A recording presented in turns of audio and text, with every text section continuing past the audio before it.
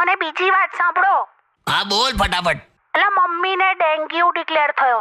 તો તારા મમ્મીને ડેન્ગ્યુ થયો? હા યાર, જવા દો ને. હમણાં તો આવીને ગયા દિવાળીમાં. અરે આજે રિપોર્ટ આવ્યો, મમ્મીને ડેન્ગ્યુ છે. બોલો. અરે રે, તો કેવું છે મચ્છરોની તબિયત? શું બોલ્યા? કેવું છે એમની તબિયત? કેમ છે એમ કહું છું. ભરાઈ જાતા હમણાં મેં. એટલે શરીર દુખે છે પણ હમણાં તાવ નથી એમને. કઈ નહીં, એ તો આવી રહેશે.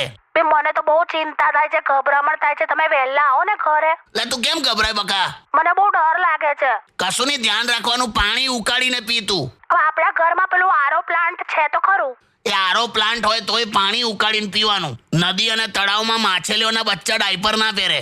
એવું મને ના ખબર પડે. તો પછી તું ઉકાળીને પીને પાણી. કાકી હા ભઈલું. ખોટું ટેન્શન ના લેશો, તમે આટલા બધા ગભરાયેલા ના રહેશો. અને આવું કંઈક થાય ને, ડિપ્રેશન જેવું ફીલ થાય ને, તો ઓલ ઇઝ વેલ કહેવાનું. પેલું નતું જોયું પિક્ચરમાં? ઓલ ઇઝ વેલ એમ? એને નામ મજા. આપણે ગુજરાતીમાં રાખતું. શું બોલવાનું ગુજરાતી?